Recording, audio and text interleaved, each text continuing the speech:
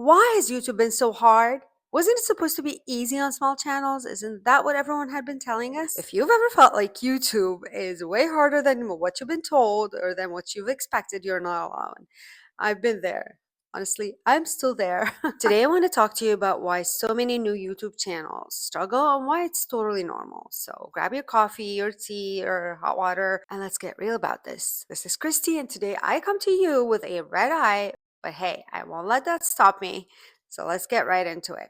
5 points why I believe it's hard for small YouTubers or beginner channels to grow, such as my case. Let's go. The first thing that's keeping you from growing or maybe even starting at all is fear of putting yourself out there. And this is a big one that stood in my way for years and prevented me from starting. And even as I started, even now, I'm still scared. I still have the fear of putting myself out there, being vulnerable in front of so many people potentially. What if people judge me? What if no one watches? What if people do watch but hate it? What if they leave bad comments? What if they put a dislike?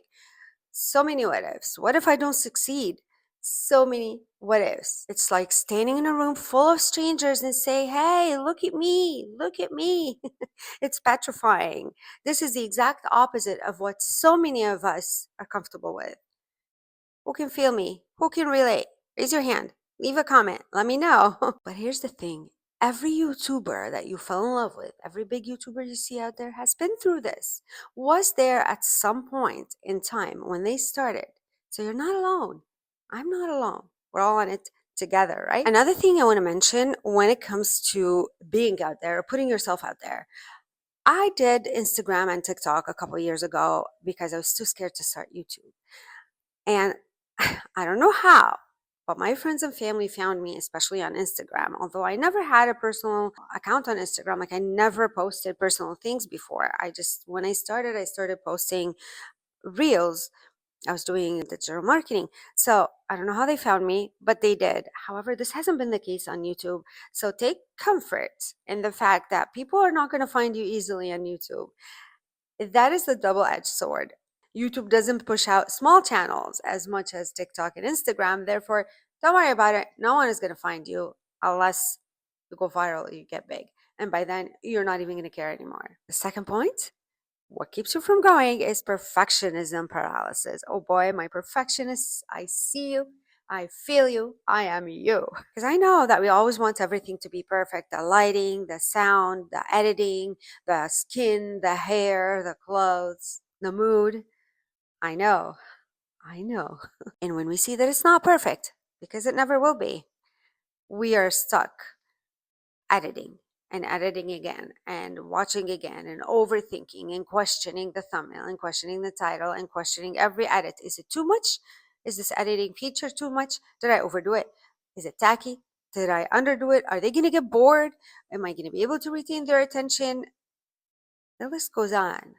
But here's the bomb, a truth bomb. For those of you especially about to start, or just starting all fresh, please be sure that your first video or first few videos are probably not even going to be good unless you have prior experience in filming or in creating content. So accept that, deal with that, and move on.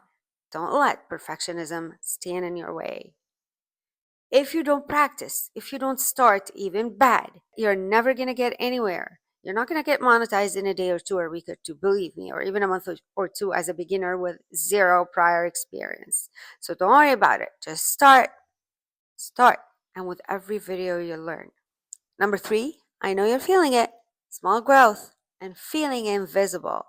You pour your heart out into every single video you post. You make sure you have a great title and a thumbnail. And after hours or potentially days of work on that video, and you finally take courage and publish it, crickets. No one watches.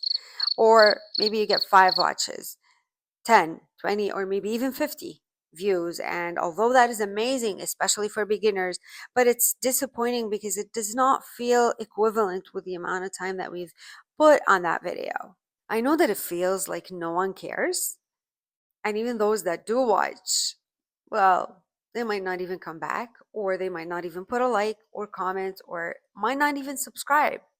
But remember, every single YouTuber started there. And remember, if you are a complete beginner with zero prior experience, I don't want to keep repeating myself, but I think it's super important to highlight, if we have zero prior experience, it's even harder because you need to first get over your fear of the camera. You need to make sure that you're confident in your natural self, your authentic self on the camera. Your presence on camera makes a huge difference as well.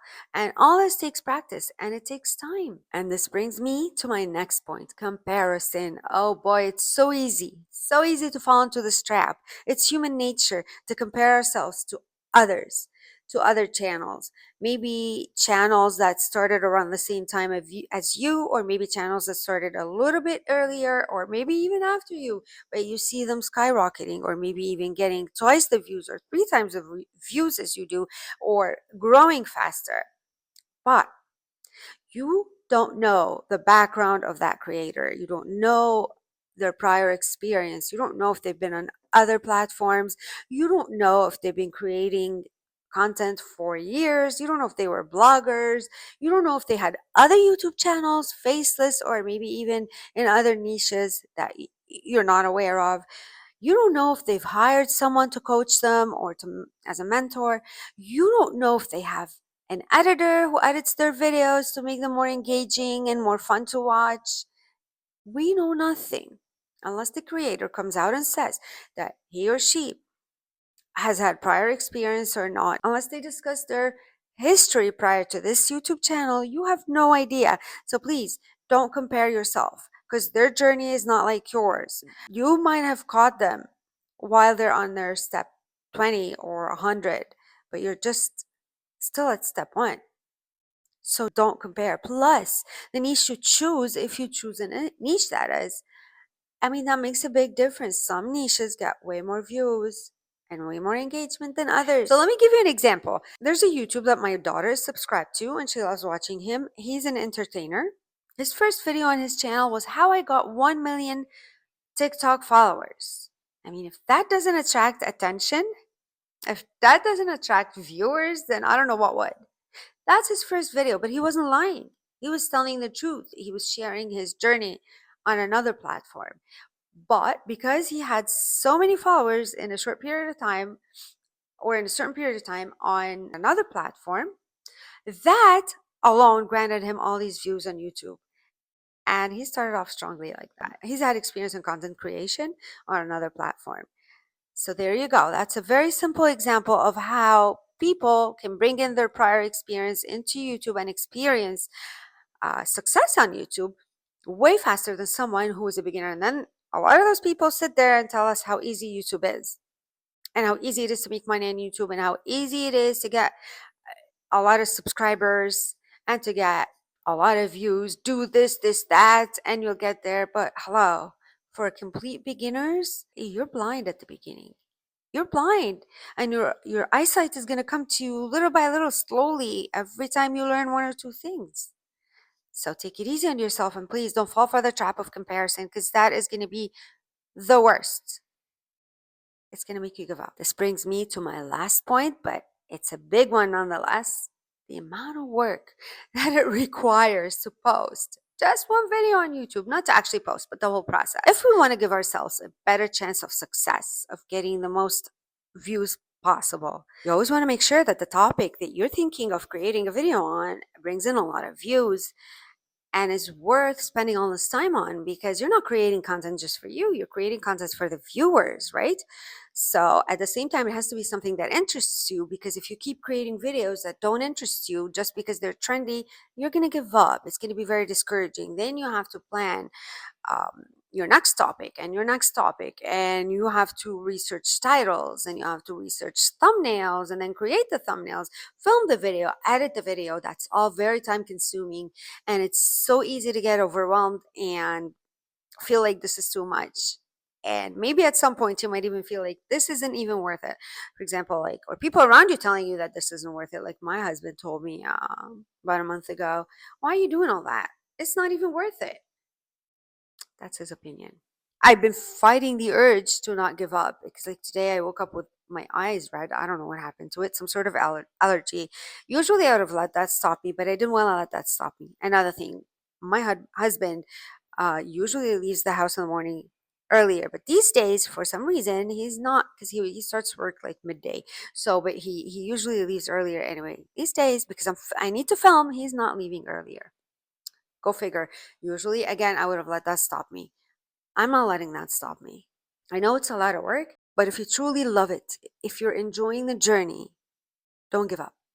If you're in a niche, if you pick a niche just because it's viral or you have a good chance to make good money of it eventually, but you don't enjoy it, it's going to be easy to give up. Make sure whatever you're doing, you enjoy your journey and be thankful and celebrate every single win. Like when I hit 100 subscribers, I'm going to celebrate. I don't know how, but I'm going to celebrate. I'm at 88 last I checked. And so let's go. Let's go. 100 subscribers. Let's go. I'm going to celebrate. Like every win is a celebration on YouTube. And sometimes wins are not visual.